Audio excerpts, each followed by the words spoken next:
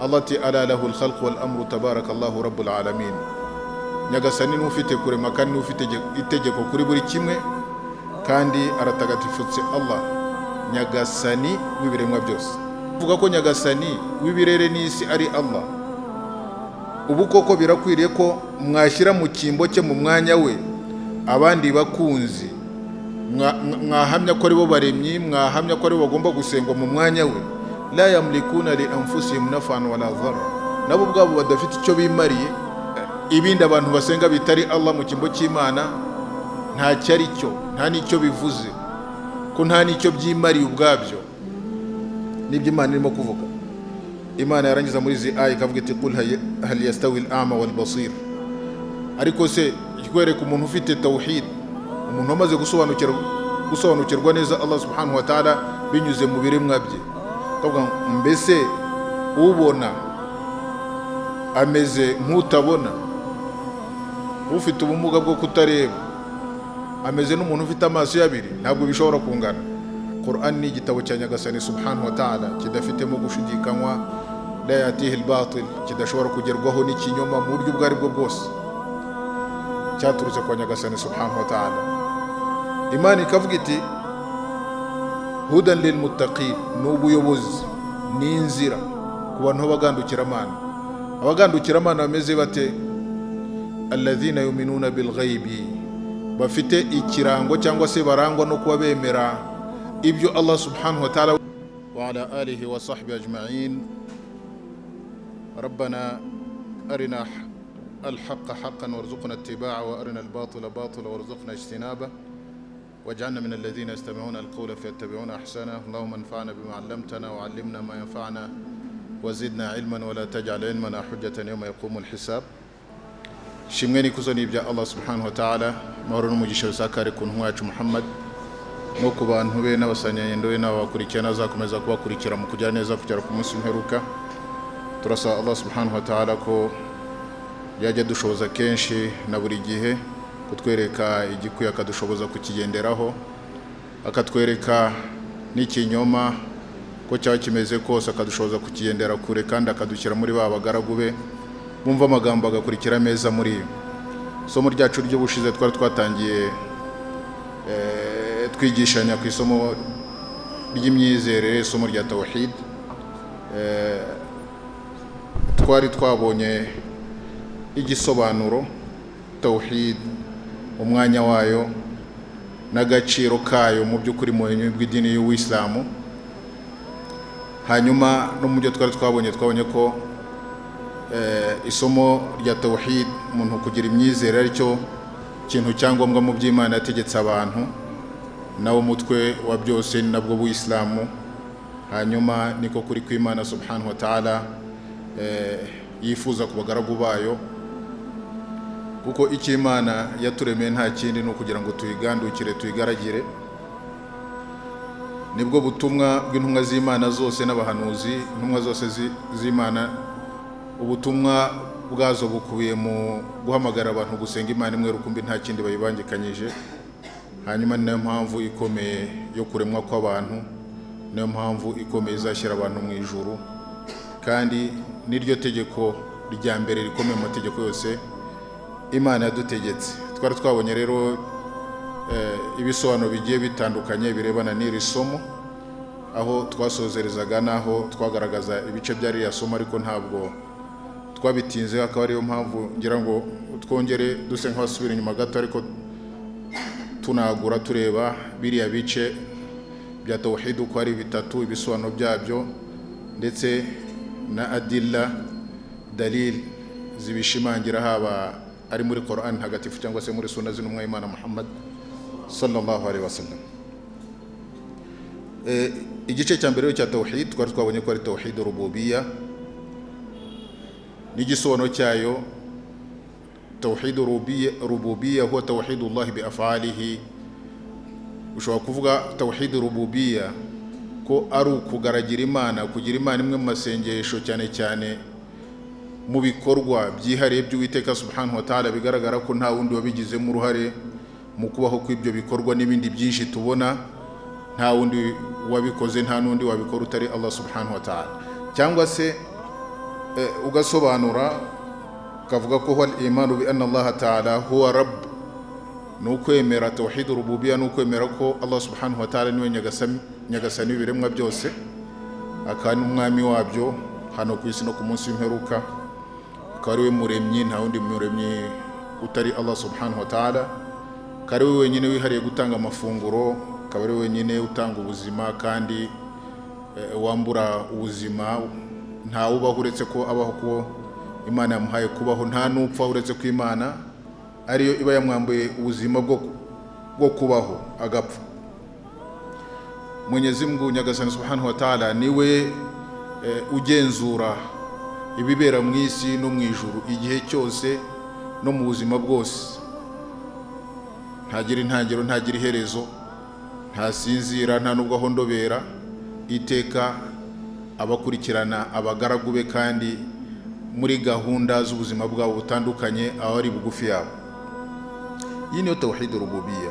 N'iki gice rero tuvuze tuba dushaka kugaragaza ko nk'ibintu biriho byose byaremwe, ibyo tubona byose, byaba ari isi n'ijuru, ari imisozi tureba, ari inzuzi tureba, byaba ari amafunguro abantu babona ndetse n'abatari abantu mu biremwa by'Imana nk'inyamaswa, inyoni, byaba abo tubona bavuka, byaba abo tubona bapfa, biriya byose nuko gahunda y'isi n'ijuru igenda ikurikirana mu buryo butabusanya, uko izuba rirasa rikarenga rigasimburwa n'ukwezi nako kukabura, gutyo ijoro rikaza rigatwikira amanywa, n'amanywa kaza umuseke watambika ukabona haje amanywa nyine, ijoro rivuyeho, mu buryo bikurikirana bidakererwa kandi bitabusanya.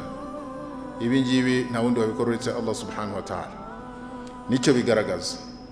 Nibi rero iki gice cya tawhid abantu benshi baracyemeye, benshi, ahubwo bamwe baravuga ati abantu benshi baracyemera, ko ubazije wese uti ninde wakuremye, nta n'umwe ushobora kubaza ngo ninde wakuremye ngo avuge ikindi kitari Allah, kitari Imana. Wavuga se ninde gufungurira, nta ushobora kuvuga undi umufungura utari nyagasani subhanahu wa ta'ala. Wavuga utse ninde uguha ubuzima cyangwa ninde uzagukura ku isi, avuga ko ari nyagasani subhanahu wa ta'ala. Abantu benshi baracyemera, nubwo kucyemera gutya bitakugira umuislamu cyangwa se umwemeramana utabikomatanyijeho ibindi bice bya tawhid, aribyo tawhid al-uluhiyya na tawhid al-asma wa sifat.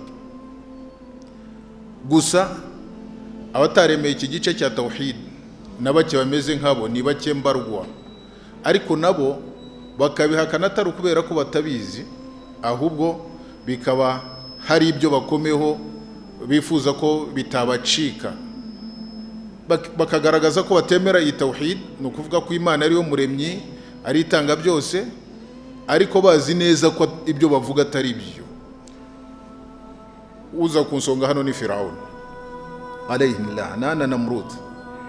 Uyu Firaun magambo Allah subhanahu wa ta'ala tubwira bigaragaza ko yemeraga ko hariho Imana Allah subhanahu wa ta'ala arab, ariko kubera kibri, kwikuza no gushaka komeza gutera abantu ubwoba no kugira ngo agume abategeke ku gatuza, amagambo Mwenyezi Mungu aravuga ati nk'ahariya yabwiraga hahandi hal ataka hadithu Musa idh nadahu rabbuhu bilwadi almuqaddas tuwa idhhab ila fir'auna innahu tagha faqul hal laka illa an tazakka wa ahdiyaka ila rabbika fatakhsha فأراه الآية الكبرى فكذب وعصى ثم أدبر يسعى فحشر فنادى فقال أنا ربكم الأعلى.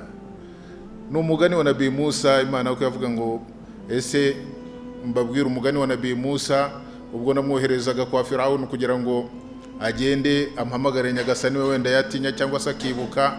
Hanyuma Nabii Musa yaragiye yari mukojeje, nta kindi yakoze uretse fahashara fanada, nada fi qaumi, ahamagara abantu be arababwira ngo ana rabbukumul a'la. Muri ijambo harumvikanamo ngo nubwo Nabii Musa, uyu mwana nareze Musa, arimo kuvuga ko hari nyagasani aje kumbwira ndi Imana igomba gusengwa, ariko ana rabbukum, ni njyewe hejuru. Ubwo kirumvikanamo icyo kintu. Hanyuma nanone kugira ngo akomeze abereke ko afite imbaraga, nababwiye ya qaumi alaysa li mulku misra wa hadhihi al-anharu tajri min tahti, ngo bantu ubanjye ntimbona ko ari njye ufite ubwami bwa Misiri kandi imigezi itemba kubw'imbaraga zanjye. Ibyo byose ni ibintu ari imigezi itemba Misiri ntabwo itemba ku bwa Firawo, ari n'icyo ari cyo cyose. Wenda ubwami yari umwami nkuko n'undi wese yakwita umwami, ariko ubwami bwa mbere n'ubw'ikirenga n'ubwa Allah subhanahu wa ta'ala. Ariko kuvuga ngo ibya Misiri ngo imigezi itemba byose biri mu maboko yawe, ibi ni ukwibeshya. Yabivugaga kugira ngo gusa akomeze abereke ko ari mbese ari umuntu ugomba gusengwa mu kwikuza. Uyu ni wahakanye tawhid rububiyya, kimwe na Namrud, uriya wa mwami wagiranye ikiganiro na Nabi Ibrahim alayhi salam. Noneho akamubwira Nabi Ibrahim arimo kumubwira ati nyagasani arica akanakiza, ati nanjye ibyo nabikora, kuko yumvaga ko yafata umuntu akamwica undi akamwihora akagenda kumva ararangije, kugira ngo akomeze agumane umwanya we mu bantu be. Noneho Nabi Ibrahim kugira ngo amwereke ko ibyo arimo gukora ari ubujiji, aramubwira ati nyagasani wanjye yati bishamsi min al-mashriqi ila al-maghribi fa'ati biha min al-maghrib, nyagasani wanjye akura izuba iburasirazuba akarijyana iburengerazuba. Ngaho we noneho rwose niba mu mbaraga ufite rikura iburengerazuba rizi iburasirazuba, fabuhita alladhi kafar, nta kintu yari kubona yongeraho. Ariko hamwe n'ibyo nkuko Imana imuvuga ngo wajahadu biha wastayqanatha anfusuhum dhulman wa uluwa, ijambo rya tawhid ryo kwemera ko Allah subhanahu wa ta'ala ari Imana imwe rukumbi, ari ugomba gusengwa, ari we mwami w'ikirenga, bararihakanye. Ariko mu mitima yabo ririmo, mu mitima yabo, ariko ibyo bakabihakana dhulman wa uluwa, kubera amahugu no kubera kwikuza no gushaka kugira ngo bakomeze bitwe ko ari abami. Abandi nanone abayahudi n'abanasara nabo kwemera ko Allah subhanahu wa ta'ala ari we muremyi wa byose, ari we muri bo nanone hari abahakanye ko Allah subhanahu wa ta'ala ari urema, ari we ukora ibi byose, nkuko Imana ibavuga muri Qur'an iti falamma ja'ahum ma'arafu kafaru bi, bagezweho n'ibyo bari basanzwe barigishijwe mu butumwa bw'Imana, ko Imana ari yo muremyi, ko Imana ari ikora byose, barabihakanye. Nyagasani rero mu bigaragaza ko Nyagasani ari we muremyi wa byose, ari we ukora byose, ari we ufite ibikorwa biriho byose biriho ari ibye, iri jambo Rabb niryo ribigaragaza. Nayo mpamvu muri iyi sura dusoma kenshi cyane muri Qur'an alhamdulillahi rabbil alamin, rikunda kugaruka cyane. Ishimwe n'ikuzo ni ibya Nyagasani w'ibiremwa byose, Rabb riragaruka kenshi cyane. Handi nanone Imana ivuga innal ladhina qalu rabbuna Allah thumma istaqamu innal ladhina qalu rabbuna Allah, Nyagasani wacu muremyi wacu ni Allah. Nukuvuga niwe muremyi wacu, niwe dukesha byose, niwe mugenzuzi w'ibire byose. Nicyo byumvikanisha hano. Iri jambo niryo rya tawhid ringiro, rabbuna Allah, laysa lana ilaha siwa, nta yindi Imana dufite itari Allah subhanahu wa ta'ala Nyagasani wacu. Barangiza bagahagarara ku nzira igororotse. Abangaba Allah subhanahu wa ta'ala aravuga ati tatanazzalu alayhim almalaikatu alla takhafu wala tahzanu, bamanukirwa n'abamarayika, baba bari kumwe n'abamarayika mu bihe bigiye bitandukanye, babaha ituze, banabasabira. Ariko by'umwihariko iyo bagiye kuvamo roho bakababwira bati alla takhafu, ntimutinye urupfu kubera ko mugiye kwa Allah subhanahu wa ta'ala, wala tahzanu, kandi ntimugira gahinda kubyo no kubo musizi inyuma, ko Allah subhanahu wa ta'ala azasigara abarebera. Ubwo abamarayika bakabwira ati nahnu awliyaukum fil hayati dunya, twe twara abakunzi banyu mu buzima bwo kwisi, wa fil akhirah, kandi no mu mpera turacyari kumwe. walakum fiha ma tashtahi anfusukum, muri akhira muzasanga bizashimisha imitima yanyu. walakum fiha ma tad'un, kandi murasangamo ibyo mwajyaga mubwirwa n'ibyo mwajyaga mwizezwa. Ni ukuvuga rero ashahidi muri iyi aya ni kuri iriya jambo aho Allah avuga ati abantu bazasabirwa n'abamarayika, abantu bazabona inkuru y'umunezero iteka, ni babandi bavuze ngo rabbuna Allah. Nanone ahandi Yusuf alayhi salam arimo guhamagarira abandi bafungwa bari kumwe nawe muri gereza inzira ya Allah subhanahu wa ta'ala no kugira tawhid, yarababwiye ati arbabun mutafarriqun, mbese imana nyinshi zitandukanye khairun nizo zaba nziza amillahi alwahidul qahhar, cyangwa imana imwe rukumbi nyiri imbaraga zikirenga. Arbab ni jamo ya rabb, ni ubwinshi bw'ijambo rabb.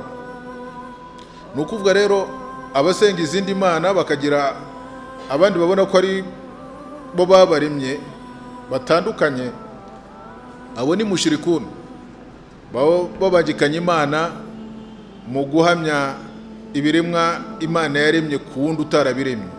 Niyo shirki. Kimwe uretse ko by'umwihariko shirki nagaragaraga muri ibi bice byose uko ari bitatu. Nanone Allah subhanahu wa ta'ala akagira ati qul huwa rabbi la ilaha illa huwa alayhi tawakkaltu wa ilayhi unib. Vuga uti we ni nyagasani wanjye. Nyagasani niwe muremyi, niwe murezi, niwe ufasha, niwe byose. Nta yindi mana ikwiye gusenga by'ukuretse we. Alayhi tawakkaltu, we niwe niringiye kandi kuri we niho ngaruka, niho nagarutse.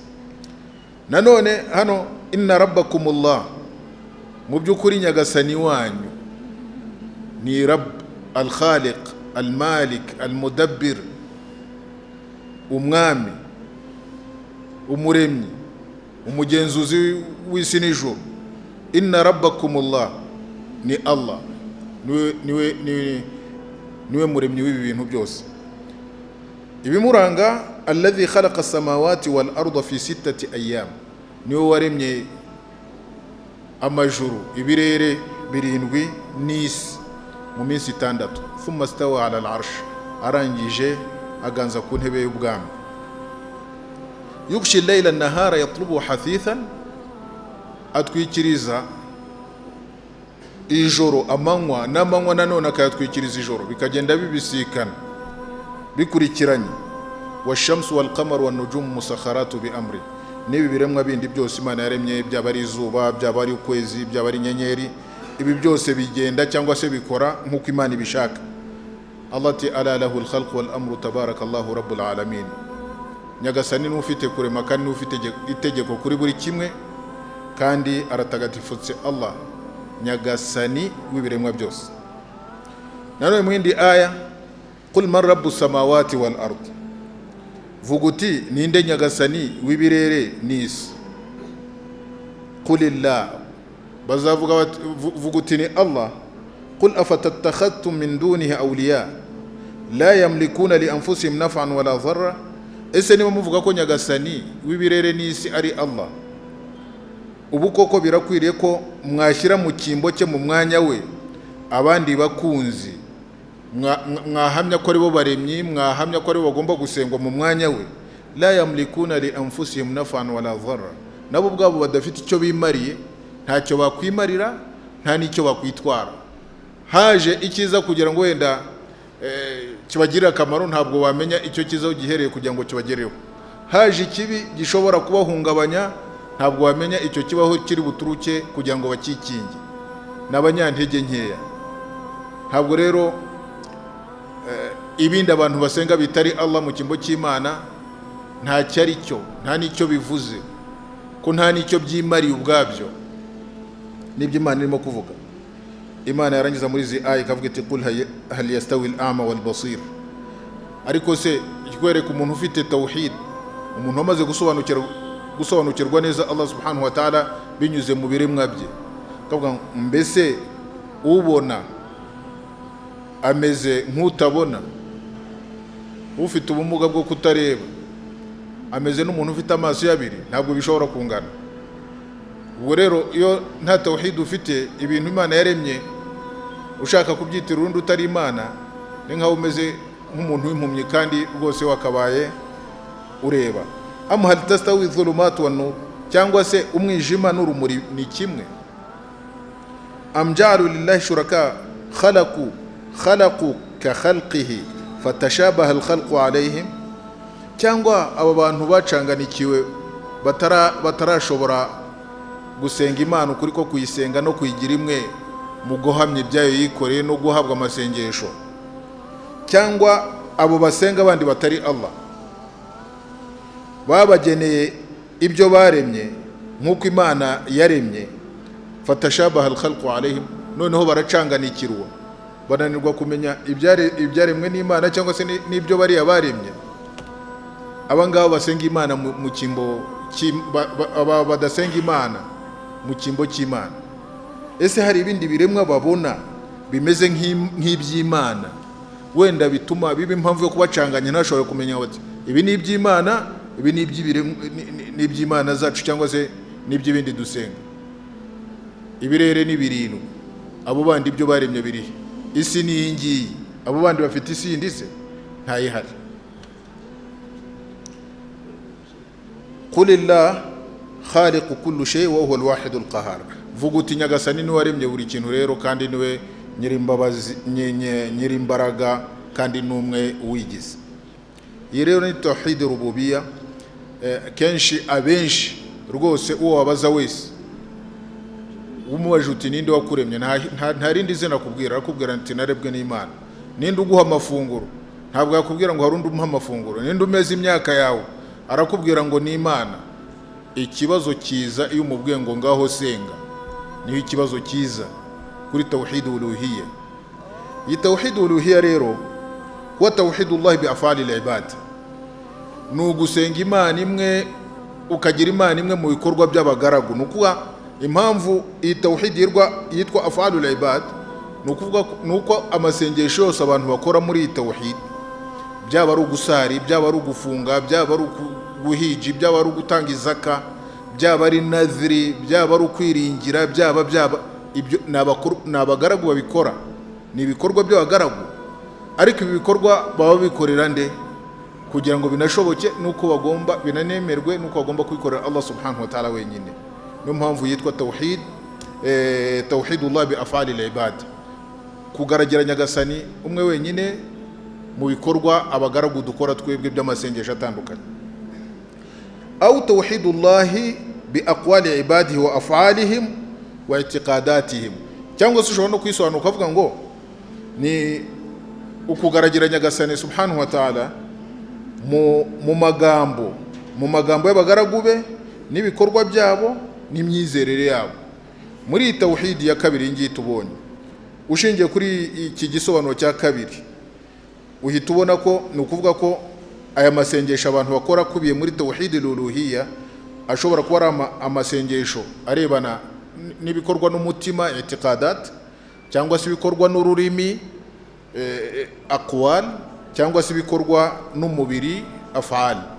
Ibyo byose bikagaragara mu gice cya tawhid al-uluhiyya. Imana rero niyo igomba gusengwa, nta kindi kigomba gusengwa kitariyo, nayo yihariye ubwami. Ni nayo mpamvu ya tawhid al-uluhiyya amasengesho ahava akagera yose nkuko nari maze kuyacamo yose agomba gukorerwa Allah subhanahu wa ta'ala. Iyo yakoreye ikindi kitari Allah ubu wishyize mu kaga.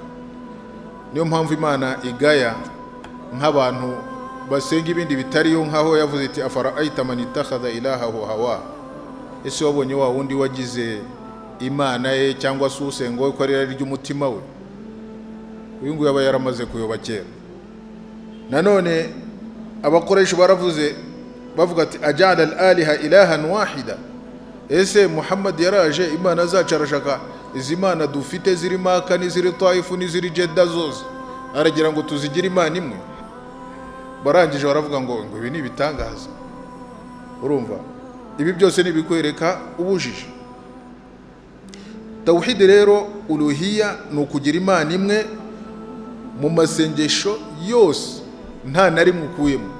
Amasengesho yose ukora, yaba ari ay'ibikorwa, yaba ari ay'amagambo, yaba ari ay'imyizerere ku mutima, akaba ari amasengesho akorerwa Allah subhanahu wa ta'ala, nta kindi umubangikanyije. duhereye ku masengesho rero akorwa n'imyizerere n'umutima, ni ukwemera no gushimangira byose byaturutse ku ntumwa y'Imana Muhammad kuri nyagasani no ku ntumwa ye kuri Allah subhanahu wa ta'ala no ku ntumwa ye mu byo yadutegetse gukora, nabyo ni mu bikorwa by'umutima. Muri ibi ngibi niho hazamo kwemera Allah subhanahu wa ta'ala n'ibindi yategetse ko twemera, mu kwemera abamarayika, ngarutse gato mu kwemera Allah subhanahu wa ta'ala nyine niho hagaragarira mu bya bice bya tawhid. Buri uvuze ngo amantu billah, buriya ni nkaho ushaka kuvuga ngo amantu birububiyatihi wa uluhiyatihi wa asma'ihi wa sifatihi. Ni nkaho uvuze ngo almu'min, nicyo bisobanuye wemera Allah mu kuba ari we muremyi, ukemera Allah kuba ari we ugomba gusenga, ukemera Allah mu mazina n'ibisingizo bye bitagatifu. Hanyuma wavuga kwemera abamarayika be n'abamarayika be bose, abo Imana yavuze n'ayo itavuze muri Qur'an. Wavuga kwemera ibitabo byose, ibyuzi n'ibyo utazi, jumlatan wa tafsir, ntugire na kimwe uvuga ngo iki ndagihakanye. Wavuga kwemera intumwa z'Imana gutyo zose uko zingana, n'umunsi w'imperuka n'igena. Ibi ngibi nibyo bikubiye muri ya masengesho, muri ya tawhid irebana n'ibintu n'amasengesho y'umutima.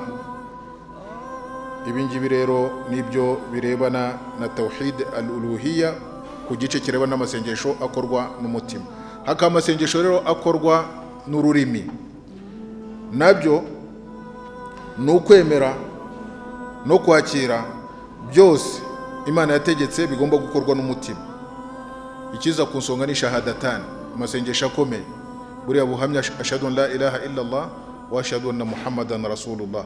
Hakaza n'andi masengesho umuntu akora akoreshwa umutima, harimo gusaba amri bil ma'ruf, kubwiriza ibyiza no kubuza ibibi, harimo islahi baina nas, harimo mbese gukiranura abantu, harimo ikirebana no kwigisha no gusakaza ubumenyi.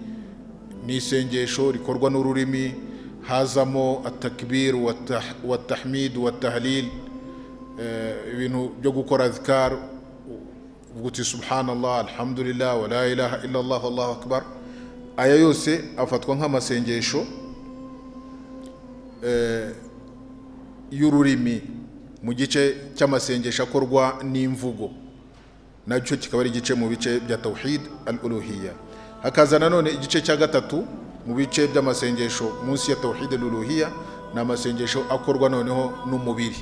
Ayo masengesho harimo iswala, harimo izaka, harimo sawm, harimo hajj n'andi masengesho yose Allah subhanahu wa ta'ala yadutegetse n'intumwa y'Imana Muhammad sallallahu alaihi wasallam, agaragara aboneka muri Qur'an na sunna z'intumwa y'Imana Muhammad sallallahu alaihi wasallam.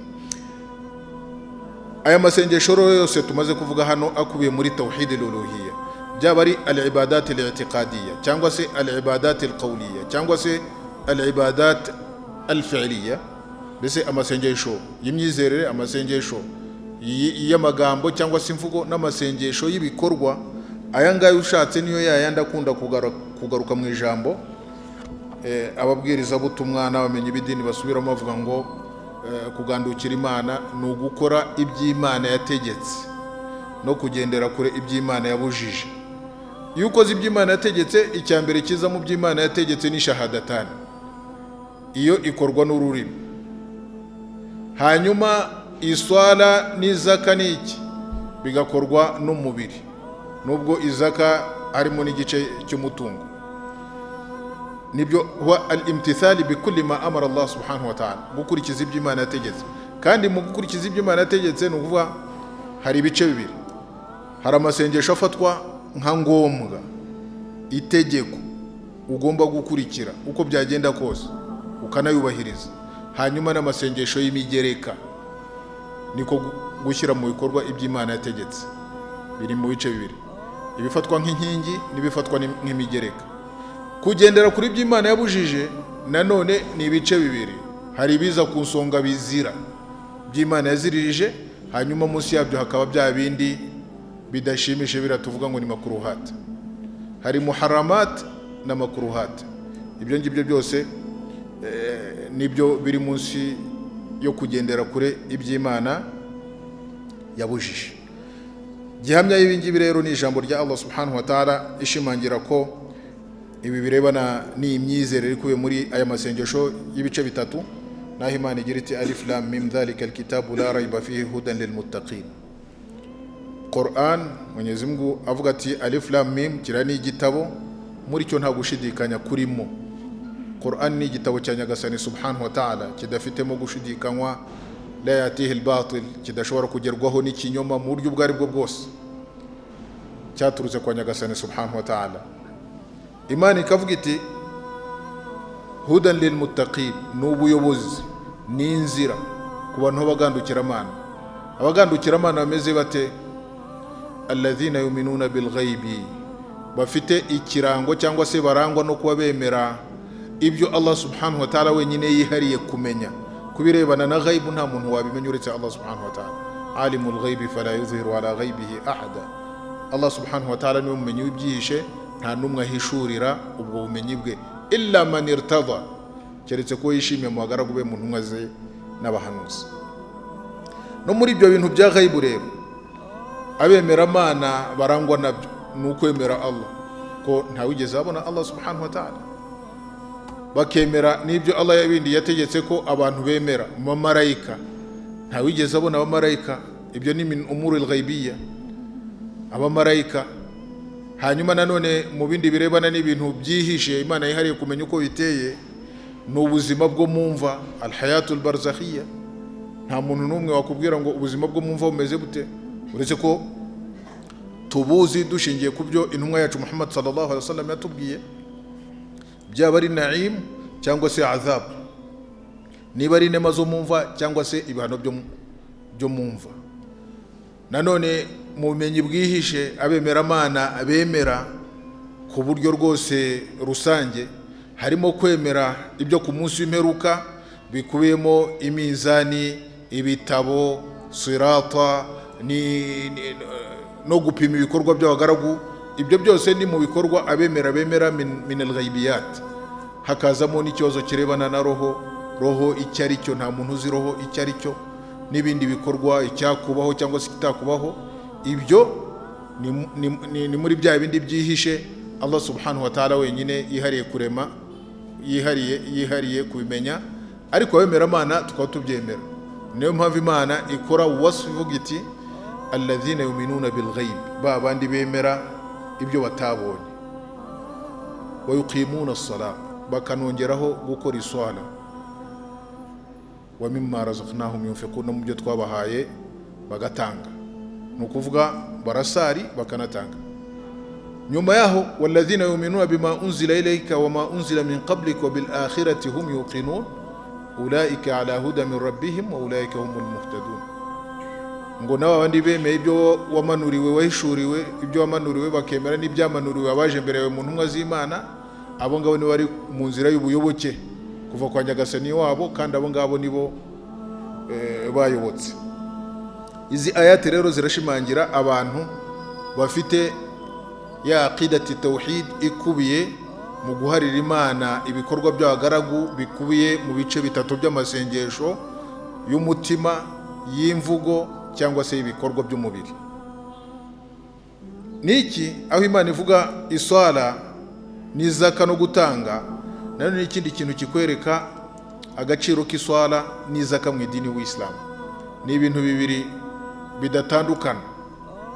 Ubuislamu bw'umuntu ntabwo bushobora kubusira mu nyabwo ibi bintu bibiri atabihaye agaciro kabyo, atanabyubahirije. Niyo mpamvu Imana aho ivuze iswala ivuga n'izaka, aho ivuze iswala n'intumwa y'Imana Muhammad sallallahu alaihi wasallam yoherezaga abantu kujya kwigisha, yarabwiye genda ubabwire shahadatan la ilaha illallah, niba cyumva ubabwire iswala, niba cyumva ubabwire izaka.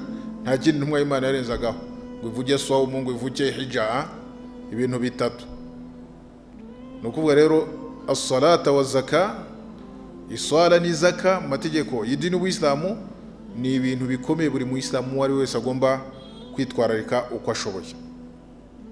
Imana rero itegeka abantu kugira iyo myizerere ya tawhid ishingiye kuguharira Imana amasengesho n'ibikorwa byayo byose abantu dukora bikaba ari iby'Imana subhanahu wa ta'ala, aho Imana ivuga iti fa aminu billahi wa rasuli wa nuri alladhi anzalna, mwemere Allah.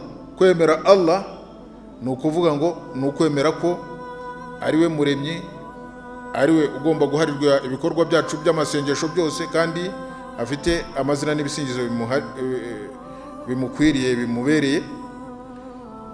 Mwemere n'intumwa ye n'urumuri Imana yamanuye. Nano Imana ikavuga iti ya ayyuhalladhina amanu taqullaha wa aminu bi rasuli yutikum kiflayn min rahmati wa yaj'al lakum nuran tamshuna. Yemwe bemera Imana, aminu billah, nukuvuga iyi Imana ishingiye kugira aqida tawhid iri muri biriya bice bitatu, ariko by'umwihariko muri tawhid al-uluhiyya nicyo gikomeye Imana yategetse abantu mu buryo bugiye butandukanye no mu bihe byose. Mwemere yemwe bemera Imana, mutinye Imana, mugandukira Imana, mwemere n'intumwa yayo. Imana izabaho ubwikube kabiri bw'impuhwe zayo. Yutikum kiflayn min rahmati wa yaj'al lakum nuran tamshuna bi, ibahe n'urumuri mugendana, wa yaghfir lakum, Imana nababarire kubera ko mwamaze kugira takwa, mwamaze no kugira imanu bihi wa bi rasuli. Nanone kubera iyi tawhid niyo mpamvu Imana ivuga iti wa ma khalaqtul jinna wal insa illa liya'budun wa ma umiru illa liya'budu Allaha mukhlisina lahu ad-din hunafa wa yuqimu as-salata wa yutu az-zakata. Nta kindi Allah subhanahu wa ta'ala agira ati nta kindi twaremeye abantu n'amajini uretse kugira ngo bansenge, nuvuga bangira umwe mu masengesho yabo. Nta n'ikindi bategetswe uretse kugira ngo bagaragire Allah subhanahu wa ta'ala we wenyine mu masengesho, nta kindi bamubangikanyije. Niyo mpamvu intumwa z'Imana zavugaga ati, zabwiraga abantu bazo ziti ya qaumi ibudullah ma lakum min ilahin ghayru, bantu bacu musenge Imana imwe rukumbi nta yindi Mana mufite itari. Nanone na Isa alayhi salam we by'umwihariko Imana nawe yamugaragaje nk'umuntu wabwiye abantu bati musenge Imana nta yindi Mana mufite itari imwe rukumbi, aho Allah subhanahu wa ta'ala agira ati ya Isa ibn Maryama anta qulta lin-nasi ittakhidhuni wa ummi ilahayn min duni Allah. Yewe Isa mwene Maryam, ese ni wabwiye abantu ngo bakugire we na nyoko Imana mu kimbo cy'Imana? Ana amagambo akomeye Allah subhanahu wa ta'ala niwe wabwiye abantu gutyo. Isa nkuko Allah subhanahu wa ta'ala abivuga hana bigaragaza, azakala subhanak, nyagasani Imana ubutagatifu n'ubwawe, ma yakunu li an aqula ma laysa li bihaq, ntabwo nshobora kuvuga icyo ntafitiye ububasha cyangwa se ubushobozi. In kuntu qultuhu faqad alimta, niba narabwiye abantu ngo bansengenge na mama warabimenye. Ta'lamu ma fi nafsi wala a'lamu ma fi nafsik innaka anta 'allamul ghuyub, ko nyagasani Imana ni uzi biri mu mutima wanjye, ariko nge sinzi ibyo ufite mu menyi bwawe nuko wambonye, ko niwe mumenyi w'ibyihishe. Noneho agashimangira icyo yababwiye ni ikihe. Isa akabwira Imana ati ma qultu lahum illa ma amartani bihi, ntabwo nigeze mbwira abantu uretse icyo wantegetse nyagasani Imana, ntabwo nigeze mbwira abantu uretse icyo wantegetse. Ikihe? Ani'budullaha rabbi wa rabbakum, narabwiye ngo musenge nyagasani wanjye kandi nyagasani wanyu, nyagasani wanjye nawe ni nyagasani wanyu, aba ari musenga. Ubwo rero niki ni igisubizo kikwereka ko intumwa z'Imana zose n'abahanuzi ibwiriza butumwa ryazo cyangwa se nicyo zahamagarira abantu zose, no kubwira abantu ngo musenge Imana imwe rukumbi, musenge nyagasani wanyu. Nanone Imana igashimangira ibingibi kavuga iti wa ma min ilahin illa ilahun wahid, mu by'ukuri nta n'Imana iriho uretse Imana imwe rukumbi. Imana rero igaragaza abemera Imana. Nanone hari indi aya iza munsi y'izi ngizi, Imana igaragaza abemera Imana banyakuri kavuga iti innamal mu'minuna alladhina idha dhukira Allah wajilat qulubuhum.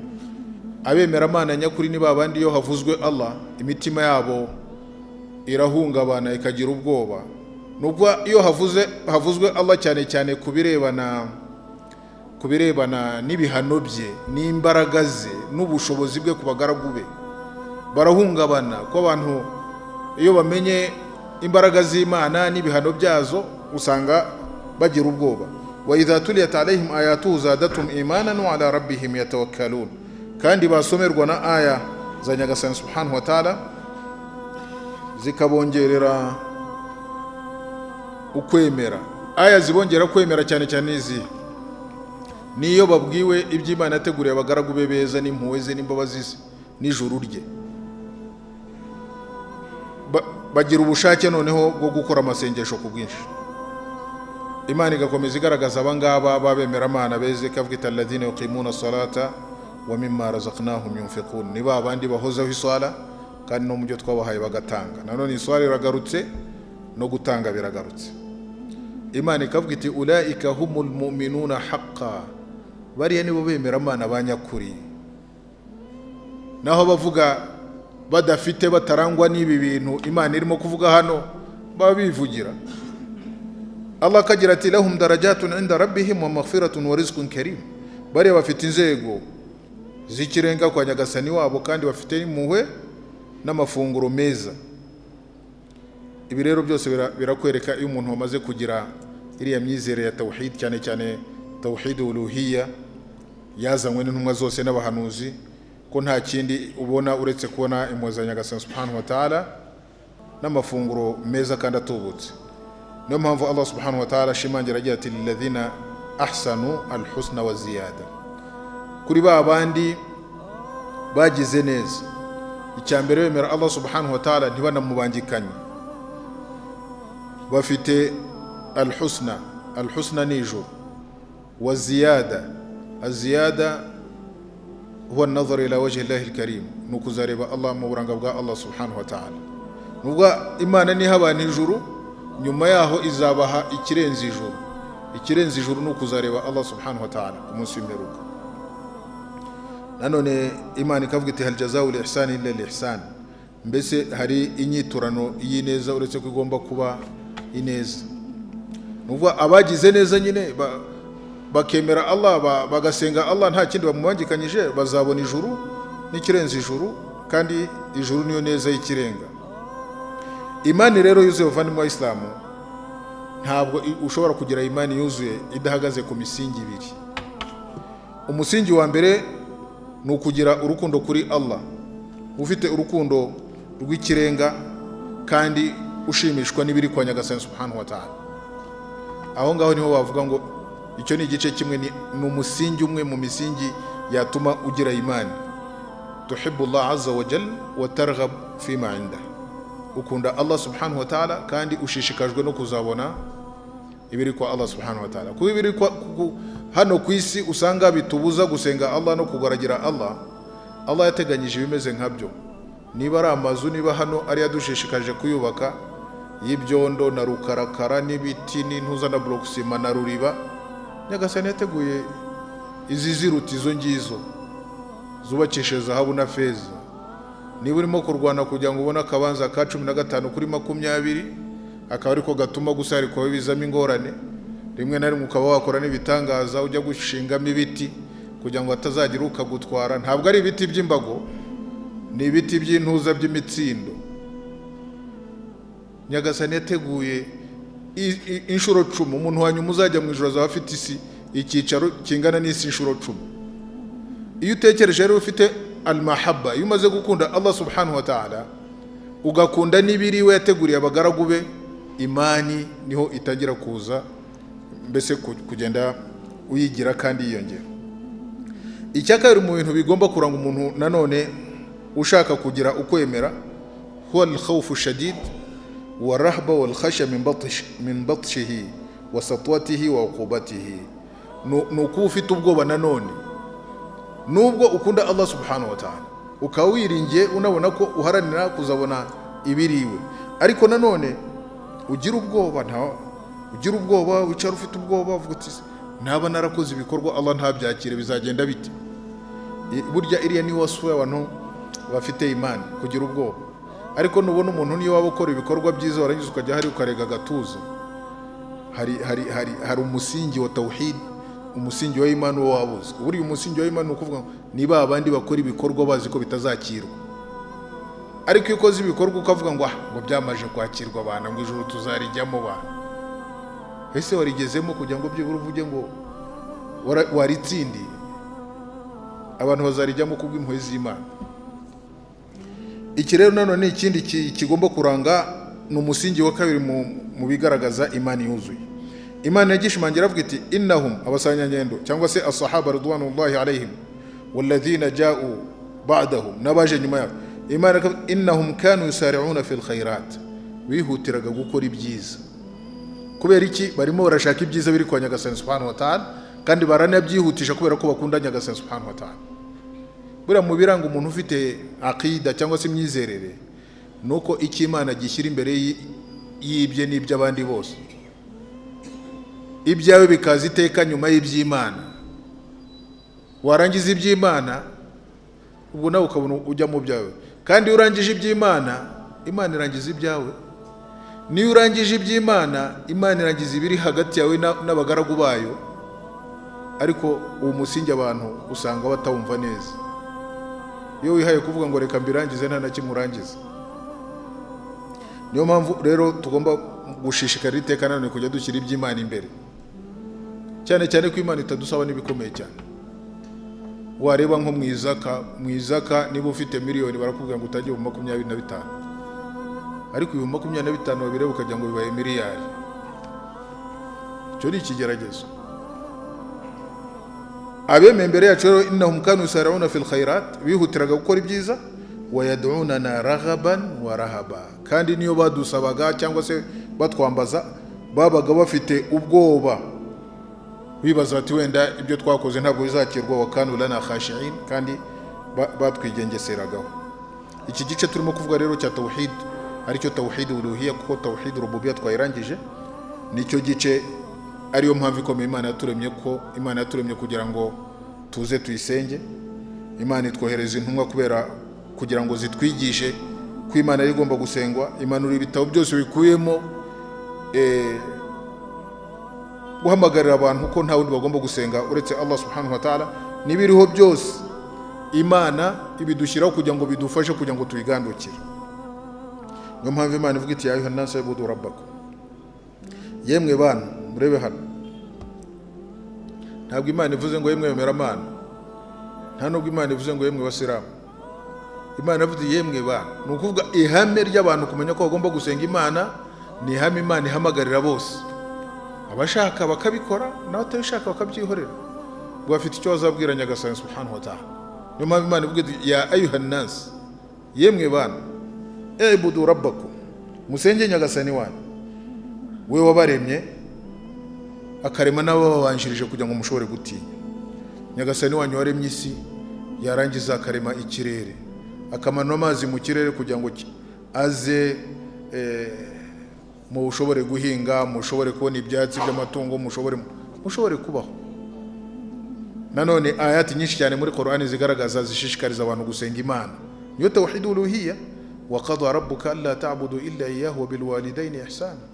Imana yaciye iteka ko nta wundi ugomba gusengwa uretse yo, n'ababyeyi babiri mukabagira neza. Nanone ahandi ati wa abdullah wa la tushriku bihi shay'a. Ahandi Allah subhanahu wa ta'ala akagira ati mugaragire Allah, musenge Allah, ntimuzamwangikanye n'ikindi cyari cyo cyose. Nanone Allah subhanahu wa ta'ala akagira ati wama arsalna min qablika min rasulin illa nuhi ilayhi annahu la ilaha illa ana fa'budun. Nta ntumwa nimwe twohereje mbere yawe uretse ko twayibwiye ko nta wundi ugomba gusenga uretse njye, Imana imwe rukumbi. Nibi ngibi nanone hadith ya Muadh intumwa y'Imana twari twayivuzeho ubushize, aho intumwa y'Imana yabwiraga Muadh imubwira ati tadri ma haqqullahi ala al-ibad wa ma haqqul ibad ala Allah, uburenganzira bw'abantu ku Imana uburenganzira bw'Imana ku bagaragu bayo n'uburenganzira bw'abagaragu ku Mana yabo urabuzi yo Muadh? Muadh aramubwira ati ntabwo nzi ya Rasulullah. Intumwa y'Imana aramubwira ati haqqullahi ala al-ibad an ya'buduhu wa la yushriku bihi shay'an, uburenganzira bw'Imana ku bagaragu bayo nuko bayisenga ntibayibangikanye, n'uburenganzira bw'abagaragu ku Mana nuko ntawe izashyira mu muriro utarayibangikanyije. Amasengesho rero aya ngaya dutegekwa nka ibada, nkuko twavuze ubushize tuvuga dusobanura ibada icyo ari cyo. Ibada ntabwo ishobora kuba ibada keretse idafite yujuje kondisiyo ya mbere nuko ukora ibada agomba kuba ibada yakwakirwa, kandi Imana ntabwo yakirira abatarabagandukira Imana, atarabemera Imana.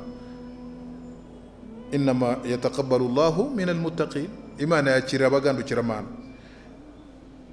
Wa qadimna ila ma amilu min amalin faj'alnahu haba manthura, twagannye ibyo bakoze mu bikorwa tubigira umukungugu utumuka. Almunafiqin, abantu b'indyarya n'abahakanyi bakoraga ibikorwa bazi ko barimo gukorera Imana, kubera ko batarabemera Imana. Imana ibikorwa byabo yabigize umukungugu utumuka. Nanone ibada kugira ngo igikorwa kugira ngo gifatwe ko ari ibada, nyuma yo kuba ugikora umwemera Imana, igomba kuba ari ibada mashru'a, ibada mbese iri mu gitabo cy'Imana cyangwa se muri sunna z'intumwa y'Imana Muhammad sallallahu alaihi wasallam. Ariko amasengesho yandi yo kuzurazura abantu uzana nk'ikintu ukavuga ngo ni ibada, ntaho wayibona muri Qur'an cyangwa se muri sunna, yo si ibada. Nanone intumwa y'Imana avuze ati man amila amalan laysa alayhi amruna fa huwa rad, uzakora igikorwa kinyuranyije n'itegeko ryacu, kinyuranye n'ibyo twazanye, icyo niwe kizajya kigarukaho. Nanone Allah subhanahu wa ta'ala akagaragaza avuga ati wa anna hadha sirati mustaqiman, iyi niyo nzira yanjye iragororotse, fattabi'uhu, muzayikurikire.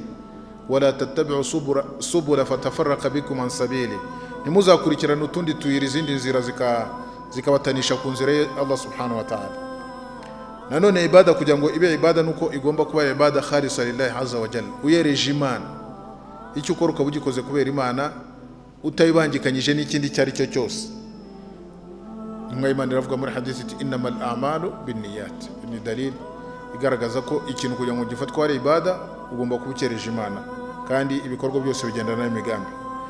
Nanone ibada kugira ngo ibe ibada yawe yemerwe Imana yakire, igomba kuba iri kure y'agakabyo no kurengera no gukora ibintu bitari mu idini. Imana iravuga muri Qur'an iti la yukallifu Allahu nafsan illa wusaha, Imana ntabwo irenganya roho kukiri hanze y'ubushobozi bwayo.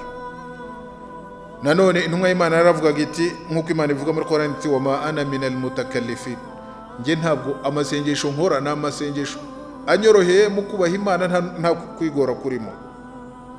Nanone Imana muri Qur'an iti ya ahlal kitabi la taghlu fi dinikum, yemwe mwahawe igitabo ntimukagira agakabyo mu idini yanyu.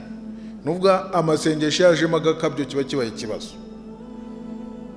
Nta masengesho agomba kuzamo agakabyo, ukabona umuntu mbese icyara amasengesho kizanye indi sura.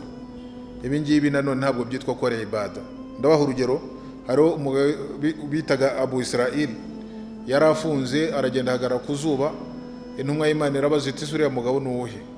Baramuga ati ya Rasulullah, ni Abu Israel, nadhara an yasuma wala yajlis wala yastadhil, yafashe umugambi w'uko agomba gusiba, ntavuge, nticare mu gicucu, ntagire. Intumwa y'Imana ibwira abasanganya iti muruhu falyasum walyajlis walyatakallam, mumubwire yicare kandi avuge kandi yuzuze igisibo cye. Ibintu by'agakabyo, gukora ibintu by'ikirenga ngo bigaragare kuri umuntu wagandukiye Nyagasani, ibyo ngibyo nta biri.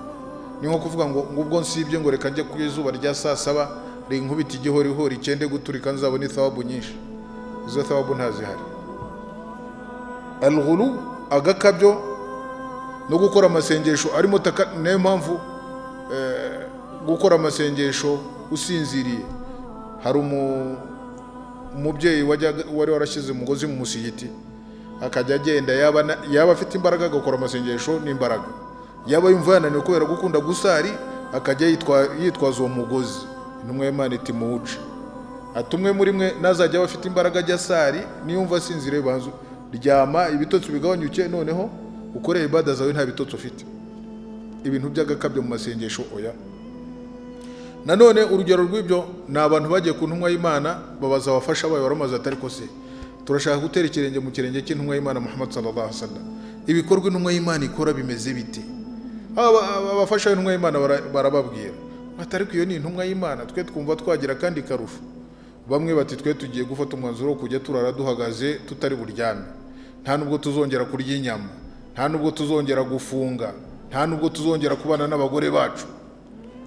Ayo makuru aragenda agera ku ntumwa y'Imana Muhammad sallallahu alaihi wasallam. Urumva ako ni agakabyo. Intumwa y'Imana itanga inyigisho, yari ifite uburyo itangamo inyigisho, ikaba irimo kukubwira kandi ukumva irimo kubwira n'abandi bose ku buryo utasobanukirwa. Iravuga iti ma balu aqwamin yaquluna kadha wa kadha. Byagenda gute ku bantu runaka usanga bagenda bavuga gutya nyine kuvuga ngo gutya na gutya, no kuvuga ngo sinzarya inyama, sinzabana n'umugore wanjye, ntabwo nzaryama, ibintu nk'ibyo ngibyo. Ariko intumwa y'Imana avuga iti fa ana aqumu wa anamu wa asumu wa aftur wa akulu lahm wa tazawwaju nisa. Ariko njyewe mu by'ukuri nkora qiyamul layl kandi nkanaryama, nkafunga kandi nkanarya, nkarya n'inyama kandi nkabana nabo nashakanye nabo, kandi mbarusha mwese gutinya Imana. Faman raghiba an sunnati falaysa minni.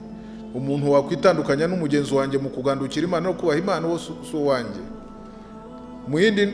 Mu zindi mvugo z'intumwa y'Imana zawusanyanye baravuze ati intumwa y'Imana yajyaga iryama tukagira ngo ntijya ikora qiyamul layl, yakora qiyamul layl tukagira ngo ntabwo ijya iryama bibaho, ikarya tukagira ngo ntijya ifunga, yafunga ukagira ngo intumwa y'Imana ntabwo rwose ijya irya bibaho. Iyo ni tawazu, gukora amasengesho hatarimo takalluf, hatarimo ibintu byo kwigora. Idini iroroshye. Niyo mpamvu intumwa y'Imana mu yindi hadithi yaravuze ati inna hadha ad-din matin. Iyi dini ni idini ikomeye, ni idini utafata gutya nk'uko bitekereza. Awghil fihi birifq. Ujye ugenda mu idini ubahiriza amategeko n'imbago z'idini, ubahiriza amasengesho birifq, utwaje buke. Nanone intumwa y'Imana iti walan yushad ad-din ahad illa ghalaba. Nta muntu ushaka kwikomereza idini uretse kwizakunanira. Ugomba rero gukora amasengesho hatarimo ukwigora cyangwa se kugaragaza ko mbese ushaka gukora amasengesho y'ikirenga. Nkabiriya byo kureka kubana n'abagore, intumwa y'Imana yavuze la rahbaniyata fil islam. Nta bupadiri mu Busilamu. Busilamu ararongora nkuko Imana yabitegetse, ongora umugore umwe, babiri, batatu, bane. Nta kuvuga ngo urabaho ngo kugira ngo kubera ko bari n'abari bavuze ngo ntabwo bazabana n'abagore babo. Intumwa y'Imana yarabwiye ati la rahbaniyata fil islam. Mubane n'abagore banyu, mushake mubane n'abagore banyu. Iki rero nicyo gice cya tauhid ya kabiri, tauhid uluhiyya. Igice cya nyuma rero ni tauhid al-asma wa sifat. Cyo nukwemera no guhamya ko amazina yose Allah subhanahu wa ta'ala yise cyangwa se yiswe n'intumwa ze, ko n'intumwa ntabwo zakwita Allah subhanahu wa ta'ala amazina zitahishuriwe na Allah subhanahu wa ta'ala, ukayemera uko angana, nta na rimwe wigijeyo. Walillahi al-asmaul husna fad'uhu biha. Imana ifite amazina n'ibisingizo bitagatifu, mujye muyisabisha amazina yayo. Mureke bariya bahakana amazina ya Allah subhanahu wa ta'ala bazabona bazanagorerwa ibyo bakoraga. Nanone intumwa y'Imana ikavuga iti inna lillahi 99 isman man ahsaha dakhala aljanna. Allah subhanahu wa ta'ala afite amazina 99, uzayamenya akayumva uyu nguyu azinjira mu ijuru. Nyagasani n'umwe kandi akunda n'ibintu by'ibinyabumwe n'umwe, arihariye, arigize. Laysa kabithli shay wa huwa as-sami'u al-basir. Allah subhanahu wa ta'ala nta kimeze nkawe, nta nicyo mugeranya nawe. Hari abandi rero bumva nk'isifa runaka cyangwa se nk'ibintu runaka, akuva yageranya Imana n'ibindi bintu, akabataye umurongo kuri iki gice cya tauhid. Urugero, yakumva nk'ari Allah subhanahu wa ta'ala agira ati yadullahi fawqa aydihim, ukoko kwa Allah cyangwa se ikiganza cya Allah kiri hejuru y'ibiganza byayo. Ngo Allah afite ikiganza. Ni nkuko nanone Imana ivuga iti bal yadahu mabsutatan, ibiganza bye Allah subhanahu wa ta'ala birarambuye. Nanone wayabqa wajhu rabbika dhul jalali wal ikram, Allah subhanahu wa ta'ala nuzasigara wenyine, biri ku isi byose bizashira. Nanone Allah subhanahu wa ta'ala istawa ala al-arsh, aganje kuri arshi. We icyo ugomba kwemera nukwemera icyo Imana yavuze nkuko yakivuze. Niba Imana hano tuvuge ivuze iti, niko Qur'an yanditse yadullahi fawqa aydihim, ikiganza cya Allah kiri hejuru y'ibiganza byayo. Ibi ngibi Imana yabivugaga cyagiye abasanyanyendo bari muri baya ya Ridwan muri sulhul Hudaybiyah, bafashe ibiganza byabo babishyize hejuru y'ikiganza cy'intumwa y'Imana. innal ladhina yubayi'unaka innama yubayi'una Allah yadullahi fawqa aydihim. Abarimo kuguha igihango cyo gutabara Uthman burya barimo baraha igihango Allah subhanahu wa ta'ala, kandi ikiganza cya Allah kiri hejuru y'ibiganza byabo. Wero ntabwo bavuga ngo ni imbaraga za Allah hano, kuko ntabwo Imana imbaraga ni kuwa, ni imbaraga. Ntabwo Imana yari naniwe kuvuga ngo quwwatullahi fawqa quwwatihi. Abantu bigize abamenyiwa ni ikintu cyoroshye, abantu barigora. Ni ikiganza cya Allah subhanahu wa ta'ala, n'ibiganza bye birarambuye, inaganje ku ntebe yayo y'ubwami. Ukabyumva gutyo ntushake kwinjiramo. Umuntu uzi ubwenge ntashaka kwinjira mu by'Imana, ko n'ubumenyi bwihisha ubwo ngubwo. Iyo arshi nturayibona, uko Nyagasana yicayeho ntubizi. Niba avuze ko aganje ku ntebe, ikindi ushaka rero. Niba avuze ko amanuka mu gice cya nyuma cy'ijoro aje kurangiza ibibazo by'abagaragu be, urashaka kumenya uburyo amanuka. Niba bayicaye, niba bahagaze, urabishakaho iki? We fata icyo nasi kwereka. Niyo mpamvu Imam Malik yabajije kubirebana na istiwa, mbese kuganza kwa Allah subhanahu wa ta'ala ku ntebe y'ubwami. Aravuga ati al istiwa ma'lum, ati kuba Allah subhanahu wa ta'ala aganje ku ntebe ye ni ibintu bizwi. Wal kayf majhul, ariko uko aganjeho ntabwo bizwi. Wal imanu bihi wajib, no kwemera ibyo ngibyo ni itegeko. Wasu'alu anhu bid'a, no kugenda ubaza ngo none se ngo Allah ngo aganje ate ku ntebe y'ubwami, mbese yicaye ate, mbese ni ibintu birebire. Ibyo ni bid'a, ntabwo ari byiza. Kullu bid'atin dalala wa kullu dalalatin fi an-nar. Ndasaba Allah subhanahu wa ta'ala rero iri niryo somo nagira ngo nongere nsubiremo ku bice cyane cyane ibingibi bya tauhid bitatu mu ncamake. Tauhid ni ibice bitatu: tauhid rububiyya, ikubiyemo ibikorwa bya Allah subhanahu wa ta'ala akora bigaragaza imbaraga ze n'ubukambwe bwe, nta n'undi ubikora uretse we. Tauhidul uluhiyya ni ukugira Imana imwe mu bikorwa by'abagaragu, ari nabyo amasengesho dukorera Allah subhanahu wa ta'ala. Nitugira undi tuyakorera uretse Allah subhanahu wa ta'ala, binakubiyemo amasengesho akorwa n'umutima, n'amasengesho akorwa n'ururimi, n'amasengesho akorwa n'umubiri. Hanyuma tauhidul asma wa sifat ni uguhamya no kwemera ko Allah subhanahu wa ta'ala afite amazina n'ibisingizo bimubereye, nta na rimwe ushobora kwigizayo. Ntabwo Nyagasana afite icyo asa nawe, nta na kimwe wamusanisha, ko nta n'icyo asa nacyo mu biremwa bye, arihariye subhanahu wa ta'ala.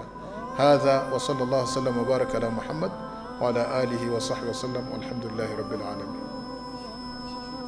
Jazakallahu khair.